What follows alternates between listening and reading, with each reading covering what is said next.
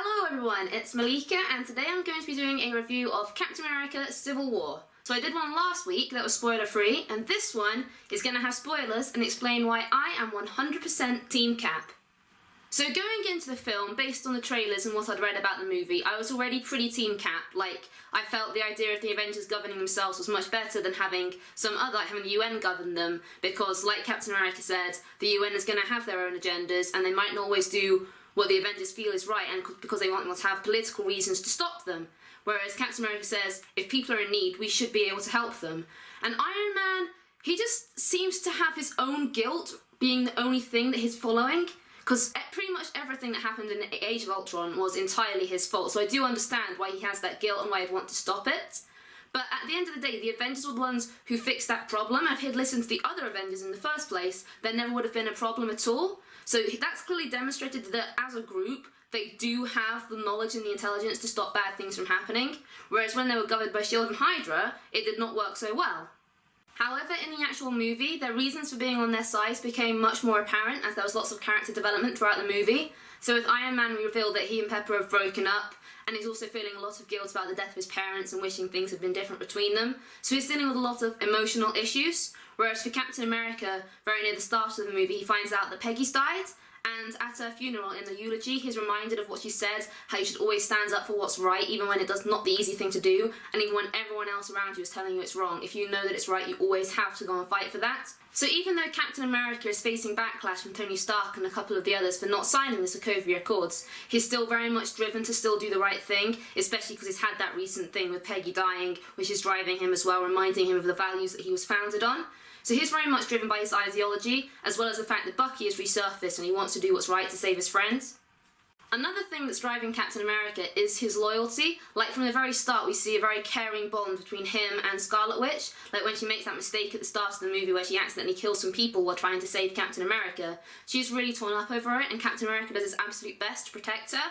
And he's always thinking about what's right for Scarlet. Like, when Tony Stark locks her up, he just says, "What on earth are you doing? She's a little girl." Because he just wants the best for her, as she's his friend, he's fought alongside her, and he realises her humanity as well as the fact that she has superpowers.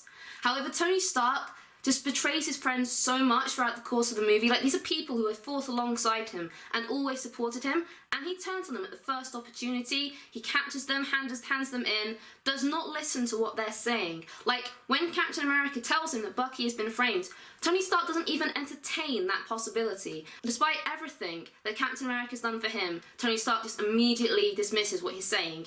And he's in the wrong, and until he literally has the proof directly in front of him, he doesn't do anything about that. And he fights his friends to stop them from doing what they believe is right. Like, when Captain America is trying to escape with Bucky to stop Zemo getting to the other Winter Soldiers before it's too late, Tony Stark is actively stopping him, and had Zemo actually been planning to release the Winter Soldiers, the world would be in big trouble because it would have been way too late to stop them by the time they arrived, and that was all Iron Man's fault.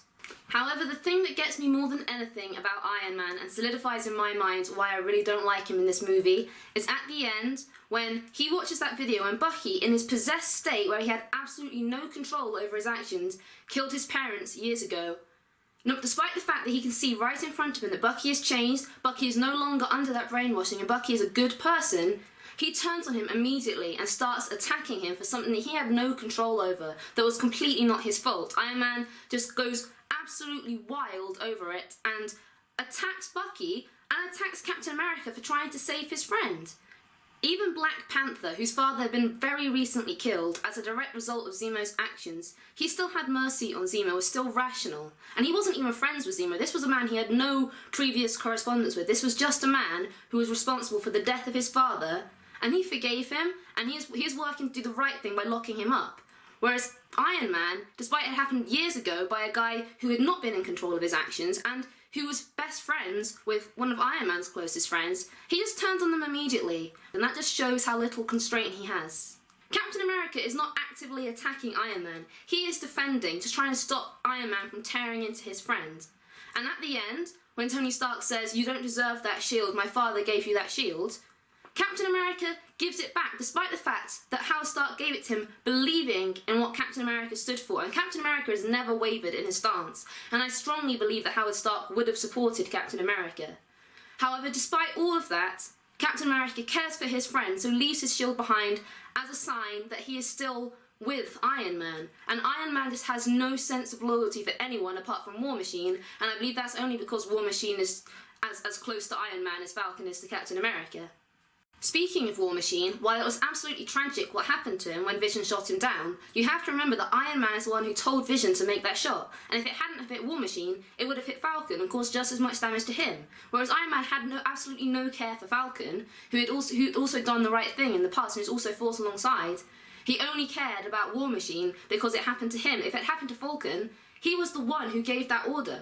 And the fact that he's saying it's bad when it happens to War Machine and not bad when it happens to Falcon shows just how disloyal a man he is. And the final reason why I feel so strongly that Captain America is in the right is at the very end, when he was recollecting the Avengers, and he still showed Iron Man that there was a way in for him, that he wasn't angry at Iron Man, he didn't hate him, he had forgiven him despite what Iron Man had done to him, and Iron Man had never shown that compassion towards Captain America throughout the movie. So it just shows that Captain America is the bigger person, and that is why I am 100% Team Cap.